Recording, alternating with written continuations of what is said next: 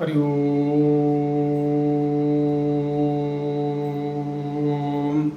ओम सहना भवतु सहनौ भुनक्तु सह वीर्यं करवावहे तेजस्विनो अवधितमस्तु मा विद्विषावहे।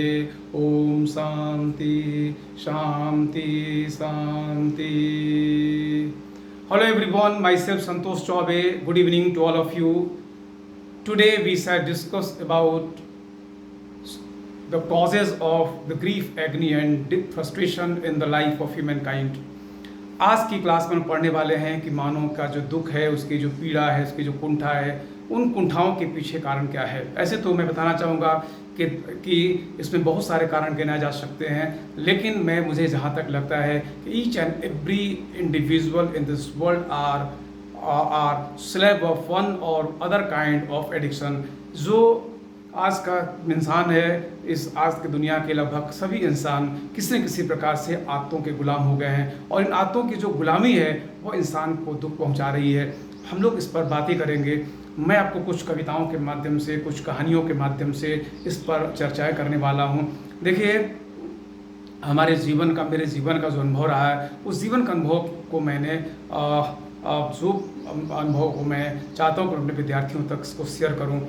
हालांकि मैं आपको प्रतियोगिता परीक्षाओं की तैयारी करा रहा हूं, लेकिन हर एक तैयारी के पीछे जो उद्देश्य है वो यही है कि to get maximum bliss in our life. जीवन को अधिकतम सुखी बनाना है, जीवन में अधिकतम आनंद की प्राप्ति करनी है। और मैं कहना चाहता हूं कि एक तरफ यदि आप जीवन में आनंद की प्राप्ति के लिए पैसे कमाते चले जा रहे हो, और दूसरी तरफ यदि आप जीवन में दुखों के सागर में डुबकियां लगा रहे हो, तो जाहिर सी बात यह है कि आपका जीवन जो है बड़ा ही अनबैलेंस तरीके का है, आपका जीवन असंतुलित तरीके का है। तो आइए हम लोग इसको प्रोसीड करते हैं। देखिए, यदि हम बात करें विश्व स्वास्थ्य संगठन WHO की, तो WHO के अनुसार दुनिया में लगभग 1 अरब 27 करोड़ लोग ऐसे हैं जो सिगरेट स्मोकिंग के शिकार हैं, जबकि दुनिया के हर एक व्यक्ति को पता है कि if you are smoking cigarette then this is injurious to your health. ये आपके स्वास्थ्य के लिए हानिकारक है। इट कॉजेज कैंसर, ये कैंसर पैदा करता है। लेकिन ये सब जानने के बावजूद भी लोग चाह करके भी सिगरेट की आदतों को छोड़ नहीं पा रहे हैं। इसी प्रकार से मैं बताना चाहूँगा कि दुनिया की लगभग 2% आबादी है जो किसी न किसी प्रकार से अल्कोहल का कंजम्पशन करती है, और इस अल्कोहल के या जो आपकी शराब है, इस शराब के सेवन के कारण से लगभग उनको 200 प्रकार की बीमारियां हो रही हैं, और ये लगभग 30 लाख लोगों की जीवन लीला जो है इस तरीके से समाप्त हो जाए हर वर्ष, जो शराब के किसी न किसी प्रकार से आदी हैं। इसी प्रकार से बताना मैं चाहूँगा कि दुनिया के 2 अरब लोग हैं जो कोई न किसी प्रकार का नशा करते हैं, और सबसे बड़ी बात है कि लगभग इतने ही लोग व्हाट्सएप पे चैटिंग कर रहे हैं, व्हाट्सएप चला रहे हैं, उस पर चैट कर रहे हैं, और घंटों घंटों उस पर होकर के वो साइकोलॉजिकल और डिसऑर्डर के शिकार हो जा रहे हैं। दुनिया में इस समय यदि विश्व स्वास्थ्य संगठन के आंकड़ों की बात की जाए तो दुनिया की 25% आबादी, मतलब जो 1/4 आबादी है, वो किसी न किसी प्रकार के कोई ना कोई मानसिक बीमारी का शिकार है। दुनिया के 25% बच्चे जो हैं वो स्मार्टफोन यूज़ कर रहे हैं, और निश्चित रूप से आने वाला जो समय है एक बड़ा ही, मैं कहूँगा एक बड़ा ही दुखद समय है, क्योंकि जो हमारी युवा पीढ़ी है जिन आदतों का वो शिकार होती चली है दिन प्रतिदिन, वो आते एक दिन उसके जीवन को नारकीय बना देंगी। तो मैं सबसे पहले एक छोटी सी आपको कविता सुनाना चाहूँगा, और उस कविता के बाद तब मैं आपको कुछ कहानियाँ बताऊँगा, ताकि कुछ न कुछ आप इससे सीख सको और अपने जीवन को बेहतर बना सको। एक मेरी बहुत ही पुरानी कविता है जो मैं कई बार विद्यार्थियों से शेयर भी कर चुका हूँ। मैं इसको एक बार फिर से ऑनलाइन प्लेटफॉर्म के माध्यम से इसको मैं आप तक शेयर करना चाहूँगा। जो नए लोग हैं वो भी इनको जाने समझें कि ज़िंदगी के किस मोड़ पे खड़े हैं हम, तेज़ाब अपने ही हाथों तेज़ाबी जहर पी रहे हैं हम, घूमते हैं मुखौटों पे मुखौटा सजाकर, और चौड़ी होती है सीना अपने को कातिल बताकर। चेहरे पे मुस्कान पर दिल के जलने की महक आती है, समुद्र समझो जिसे वो नदी भी नहीं नाला बरसाती है। और गली गली में बस एक ही चर्चा होता आम है, कितनों की आज इज्जत टूटी, कितनों का हुआ कत्लेआम है। इंसान को देखकर अब जानवर लज्जा खा रहे हैं, और भाई भाई के सीने में खंजर धंसा रहे हैं, और इंसानी तंदूर को हवा दे रही हैं इंसानी बोटियां, और कुत्तों के मुंह से लोग झपट लेते हैं रोटियां। जात पात की चर्चा से शुरू होती हैं दिनचर्याएं, बगैर नकल की अधूरी समझदारी परीक्षाएं, और दुल्हन भी सजती है मेहंदी की जगह खून से। जुल्म कर बच जा रहे हैं लोग सरकार के ही कानून से, और दो चार न टूटती हो चूड़ियां, ऐसी कोई शाम नहीं। गाजर मूली की तरह कट रहे हैं लोग, जीवन का कोई दाम नहीं। प्रकृति भी रोशनी के नाम पे आग बरसा रही है हर जुबान पे। बस एक ही सवाल है, दुनिया किस ओर जा रही है। My dear friends, my dear brothers and sisters, I would like to tell you this world is progressing towards grief, agony, frustration, all kind of disappointment। यह दुनिया जो है यह दुख की ओर बढ़ती चली जा रही है। तो मेरी ये जो कविता थी उस कविता को मैं थोड़ा सा आपको बताना चाहूँगा। देखिए, सबसे पहली बात है कि मानव के जीवन में कॉन्ट्राडिक्शंस बढ़ चुका है, मानव विरोधाभासों का शिकार हो चुका है। एक तरफ हम चाहते हैं जीवन को सही करना, और दूसरी तरफ हमारी जो आदतें हैं, हमारे जो विचार हैं, हमारे जो कार्य हैं, वो ठीक उसके विपरीत हैं। सबसे पहले मैंने अपनी कविता में बताया कि ज़िंदगी के किस मोड़ पे खड़े हम, अपने हाथों तेजाबी जहर पी रहे हैं। मैंने अभी आपको आंकड़ा बताया कि आप सब जानते हो cigarette smoking is injurious to health, सब जानते हो टोबैको च्यूइंग कॉजेस कैंसर, सब जानते हो alcohol consumption is not good for your health. लेकिन क्या करें, हर इंसान अपने आदतों का मजबूर हो चुका है, आदतों से मजबूर है। इसी प्रकार से आप जानते हो कि आज का विद्यार्थी को यह समझ में आनी चाहिए कि अगर हम व्हाट्सएप पे टाइम गुजारेंगे, यदि हम जो बेकार टाइप के शॉर्ट्स हैं उन शॉर्ट्स को देख करके अपना टाइम पास करेंगे, तो निश्चित रूप से हम कहाँ जाएंगे। हम अपने आप को दुख की ओर भी अग्रसर करेंगे, और हमारे जीवन में कभी वो सुख नहीं आ सकता जिस सुख की तलाश हमें जीवन भर रहता है। तो मैं आपको बताना चाहूँगा my dear friends, my dear students, कि सबसे पहले कि ज़िंदगी किस मोड़ पे खड़े हम, अपने हाथों तेजाबी जहर पी रहे हम, और घूमते हैं मुखौटे पे मुखौटा सजाकर, और चौड़ी होती है सीना अपने को कातिल बताकर। मतलब हर इंसान के दो चार चेहरे हैं, कौन असली है कौन नकली है पहचानना बड़ा मुश्किल हो गया है। और सबसे बड़ी बात यह है कि इंसान को, आपको किसी भी इंसान को मैं कहूँगा कि चेहरे को पहचान, दूसरों को चेहरे की पहचानने की जहमत में पूरी दुनिया भागी जा रही है। मैं कहता हूँ मेरे भाइयों और मेरी बहनों, सबसे पहले अपने चेहरे को पहचानो, क्योंकि जिस दिन आपने अपने चेहरे को पहचान लिया आपको समझ में आ जाएगा कि you are the real culprit. सबसे बड़े जो है आप ही दोषी हो, इस दुनिया में दूसरा कोई दोषी नहीं है, हर एक इंसान अपने आप में खुद में दोषी है। तो ज़िंदगी के किस मोड़ पे खड़े हैं हम, अपने हाथों तेजाबी जहर पी रहे हैं हम, घूमते हैं मुखौटों में मुखौटा सजाकर, और चौड़ी होती है सीना अपने को कातिल बताकर। जितना बड़ा बदमाश उतना बड़ा गुणगान, और गुणगान दुनिया नहीं करती, आप खुद करते हो। आपके घर के भाई भतीजा, आपका कोई सगा संबंधी यदि अपराध की दुनिया में है, कोई पूछेगा आपसे आपका पता, आपका परिचय, आप अपने घर के सबसे सीधे साधे भोले भाले आदमी का नाम नहीं बताओगे, आप उस आदमी का नाम बताओगे जो आदमी अपराध की दुनिया में बहुत आगे बढ़ चुका हो। तो ज़िंदगी के किस मोड़ पे खड़े हम, अपने हाथों तेजाबी जहर पी रहे हैं हम, और घूमते हैं मुखौटों पे मुखौटा सजाकर, और चौड़ी होती है सीना अपने को कातिल बताकर। चेहरे पे मुस्कान पर दिल के जलने की महक आती है। हर आदमी का जो मुस्कुराहट है वो मुस्कुराहट एक नकली मुस्कुराहट है, एक नकली मुस्कुराहट है। हर इंसान के हर रिश्तों में मैं बताना चाहूँगा जो मुस्कुराहट है वो दिल से मुस्कुराहट नहीं है।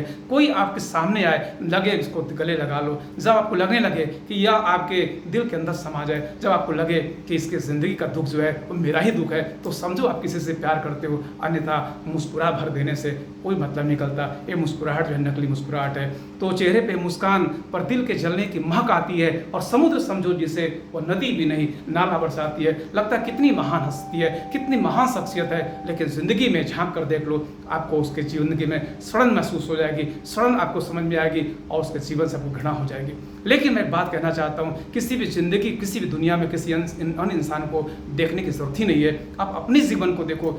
मैं कहता हूँ दुनिया का कोई ऐसा इंसान नहीं होगा जो जिसके मन के अंदर जो जिस प्रकार के सोचें चलती है, उन सोचों को किसी कागज़ के पन्ने पर उकेर सके। और आपने जिस दिन उकेर दिया उस दिन आप दुनिया में राम रहीम दासराम बापू पता नहीं क्या क्या आप हो जाओगे। निश्चित रूप से हम सब लोग बड़े ही मुखौटे सजाकर चलने वाले लोग हैं, और जब आप मुखौटे को सजाकर चलोगे, एक नकली इंसान, उस नकली इंसान को जीवन सुख कभी नहीं मिल सकता।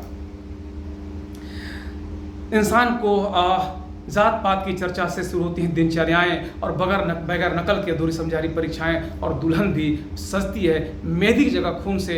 जुल्म कर बच जा रहे लोग सरकार के ही कानून से। देखो, हर एक इंसान, जैसे ऐसा लगता है हर एक इंसान किसी न किसी जाति के नाम पे खड़ा हो गया है, जातियों के साथ। मैं कहता हूँ किसी भी जाति के नाम पे खड़े होने की क्या ज़रूरत है? क्या जातियाँ तुम्हें भगवान ने बना कर दिया? क्या जातियों का निर्माण जो है प्रकृति के माध्यम से हुआ है? नहीं, जातियों को हमने खुद बनाया है अपने आप के स्वार्थ को साधने के लिए, कुछ अपनी सहूलियतों के लिए। लेकिन वो सहूलियतों के लिए बनाई गई जातियाँ जो है आज कुछ लोगों के हाथों का खिलौना बन चुकी है। और मैं कहना चाहता हूँ कि अगर आप जातियों के नाम पर किसी पे जुल्म ढाते हो, जातियों के नाम पर आप गुटबाजी करते हो, तो मुझे लगता है कि दुनिया में इससे बड़ा अपराध कुछ भी नहीं है।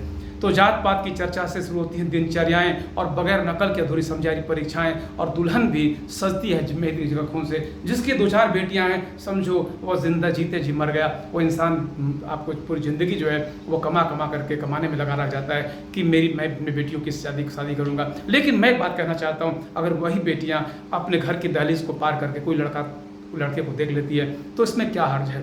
लेकिन माँ बाप क्या करते हैं? माँ बाप बच्चे का गला काट देते हैं। माँ बाप जो है समाज के नाम पे बच्चों का गला, आपके पास इतनी ताकत नहीं, इतनी क्षमता नहीं कि आप समाज से अपने बच्चों के लिए लड़ सको। जिस बच्चे के एक बूंद आंसू गिराने पर आपका कलेजा कट जाता है, समाज के नाम पर आप उसी बच्चे का गला काट देते हो। यहाँ दोषी कौन है? ये समाज या आप खुद? क्या आपको अपने बच्चों के लिए समाज से लड़ने की हिम्मत भी नहीं है? तो आप किस सुख की बात करते हो? आप किस सुख होने की बात करते हो? और निश्चित रूप से, और जो बेटियां हैं, और ऐसी जाहिर सी बात है, अगर आपके पास बेटियां जो है, अगर आपको लगेगा कि बेटियां हमारे लिए बोझ है, तो जाहिर सी बात है कि यह पुरुष प्रधान समाज आपकी बेटियों के लिए आपसे दहेज मांगेगा, और आपको दहेज देना पड़ेगा, और आपको पूरी जिंदगी अपनी बेटियों के दहेज जुटाने के लिए आपको श्रम करना पड़ेगा, और आपको दुखी रहना पड़ेगा। इंसान को देखकर अब जानवर लज्जा खा रहे हैं, और भाई के सीने में खंजर धंसा रहे हैं, और तंदूर को हवा दे रही इंसानी बोटियां को कुत्तों के मुंह से झपट लेते हैं रोटियां। मुझे बात समझ में नहीं आती। 2 भाई जो एक साथ पलते हैं, बढ़ते हैं, एक ही आंगन में खेलते हैं, एक ही थाली में खाते हैं, एक दूसरे के प्यार मोहब्बत को साझा करते हैं, वही भाई पत्नी के आने के बाद, बच्चों के आने के बाद, वही भाइयों के बीच में क्या हो जाता है?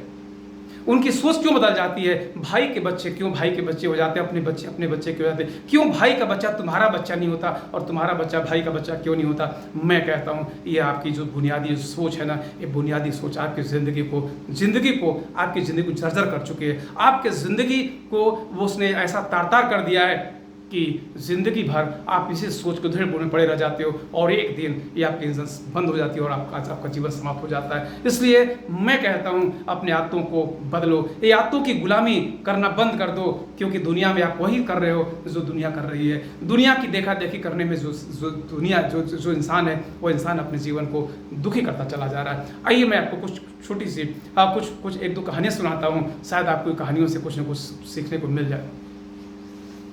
देखिए, एक फकीर था। वो फकीर एक रात में एक सराय की तरफ बढ़ा, और वहाँ पे एक सराय में एक तोता बनता पिंजरे में। तोता चिल्ला रहा था, स्वतंत्रता स्वतंत्रता स्वतंत्रता। उसकी आवाज़ बड़ी मार्मिक थी। लगा उस फकीर को कि रात होते ही इस तोते को उड़ा दिया जाए, ये आज़ादी के लिए तड़प रहा है, इसको आज़ाद किया जाए। और जब उस सराय का मालिक सो गया, उसने क्या किया? उसने उस पिंजरे को खोला। जैसे पिंजरे को खोला, वो तोता फिर से लगा चिल्लाने, स्वतंत्रता स्वतंत्रता स्वतंत्रता। उस फकीर ने कहा, घबराओ नहीं, मैं तुम्हें आज़ाद करने के लिए आया हूँ। लेकिन वह स्वतंत्रता चिल्लाया जा रहा था, और उसके बाद जब उसने उसके पिंजरे का जो है दरवाज़ा खोल दिया, उड़ने के बजाय उसने सिकच्चों को और तेजी से पकड़ लिया। इसके बाद उसने उसके हाथ डाली, उसको निकालने के लिए उसने उसके हाथ पर कई जगह काट दिए, और उसके बाद वो उसको निकाल दिया। वो तोता उड़ा ज़रूर, और उसके बाद उड़ने के बाद वो व्यक्ति जो था, वह जो फकीर था, वह सो गया। सराय के पास ही रात हो चुकी थी, बहुत गहरी रात हो चुकी थी, इसलिए वह वहाँ पर सो गया। सुबह उठता है तो क्या देखता है? वह तोता उसी पिंजरे में बंद है, और वह चिल्ला रहा है, स्वतंत्रता स्वतंत्रता स्वतंत्रता। मेरे भाइयों, मेरी बहनों, मेरी माताओं, मेरे पिता, हम लोग सभी लोग इसी प्रकार के गुलामी के शिकार हैं। हम आज़ाद तो होना चाहते हैं, लेकिन ये आज़ादी हमारी सिर्फ कुछ क्षण की होती है। कुछ कविताएं सुनते हैं, कुछ कहानियां पढ़ते हैं, कुछ लोगों से सुन लेते हैं, तो हमें लगता है कि नहीं, हम बड़ा गलत कर रहे हैं। व्हाट्सएप को डिलीट करना है, फेसबुक नहीं चलाना है, किसी से बात नहीं करनी है, अपने माता पिता के जीवन के अरमानों को पूरा करना है। लेकिन ये सब सिर्फ 5 मिनट का होता है, क्योंकि आपके मन के अंदर उसने जाल बना रखा है, और उस जाल को काटना पड़ेगा। उस जाल को काटना पड़ेगा, उसमें तकलीफें होंगी, दर्द होगा, छटपटाहट होगी, लेकिन एक बार काट लोगे तो मैं दावे के साथ कहता हूं कि जब तुमने इसको एक बार काट लिया तो तुम उससे मुक्त हो जाओगे, आज़ाद हो जाओगे, आज़ाद पंछी की तरह उड़ोगे। फिर जीवन में सिर्फ सुख होगा, सिर्फ आनंद होगा। एक मैं बार बार ये एक कहानी जो है वो विद्यार्थियों को सुनाया करता था, बंदर वाली कहानी, कि एक बंदर था और बंदर क्या था कि वो बंदर जो है वह बंदर नगर पालिका में लोगों को चपाटे मार देता था। इस प्रकार से नगर पालिका से लोगों ने जाकर के शिकायत की कि यह बंदर जो हम लोगों को थप्पड़ मार देता है। और उसके बाद क्या हुआ कि नगर पालिका आए, वो जानते थे इस बंदर की कमजोरी क्या होती है। उन्होंने क्या कि एक बक्सा बनवाया, उस बक्से में कुछ मूंगफली डाली और मूंगफली डाल करके और उस बक्से को चिपका दिया जमीन से। बंदर आया और आने के बाद बंदर ने क्या किया, उसने अपने हाथ डाली, जो बक्सा था बक्से में जानबूझ करके सिर्फ इतनी छेद रखी गई थी ताकि उसका हाथ चला जाए और जैसे मुट्ठी बंद करके मूंगफली निकाले उसका हाथ में फंस जाए। बंदर ने अपनी हाथ डाली, उंगली उसने मुट्ठी बंद की और उसके बाद वो लगा खींचने, लेकिन वो समझ गया कि मैं अब इसको खींच नहीं सकता हूँ, मुट्ठी बंद है और अगर मैंने मुट्ठी खोल दी तो मुट्ठी के खोलते ही मूंगफली छूट जाएगी और अगर मैंने मूंगफली छोड़ दिया तो मेरे जीवन में इतनी मुश्किल से मूंगफली आई है या मुझे मिलेगी कैसे। और इस प्रकार से वो क्या करता है, उसी उधेड़ बुने पड़ा रहता है। तब तक नगर पालिका वाले आते हैं, जाल डालते हैं, उसको पकड़ लेते हैं और निश्चित रूप से वह जो छपड़ाता है, जाल को तोड़ने की कोशिश करता है, लेकिन जाल इतनी मजबूत है वह छोड़ नहीं पाता, तोड़ नहीं पाता और उसमें फंस जाता है, अपनी ज़िंदगी तक गंवा बैठता है। मेरे भाइयों, मेरी बहनों, मेरे माताओं, मेरे पिताओं, मैं कहना चाहता हूँ कि हम हर एक इंसान उसी बंदर की तरह हैं। लालच चारों तरफ है, छोटी छोटी लालचें, और लालचों के शिकार होकर के हम अपने जीवन को तबाह कर रहे हैं, बर्बाद करते रहे हैं। यदि तुम्हारे अंदर ताकत हो तो उसको तोड़ डालो, उस जाल को, और जिस दिन तुम उस जाल को तोड़ डालोगे मैं कहता हूँ उसी दिन से तुम आज़ाद हो जाओगे। ये छोटी छोटी जो मूंगफली जैसी तुम्हारे पास लालचें हैं ना, ये तुम्हें जीवन को ललचाने के लिए है, और इन आदतों से बचो। और मैं कहना चाहता हूँ कि दुनिया का हर एक इंसान किसी न किसी का गुलाम हो चुका है, कहीं ना कहीं हर व्यक्ति गुलामी कर रहा है, और जो व्यक्ति समझ लो जो व्यक्ति गुलामी नहीं कर रहा सिर्फ वही व्यक्ति सुखी है। आप अपनी आदतों को के गुलाम न बने।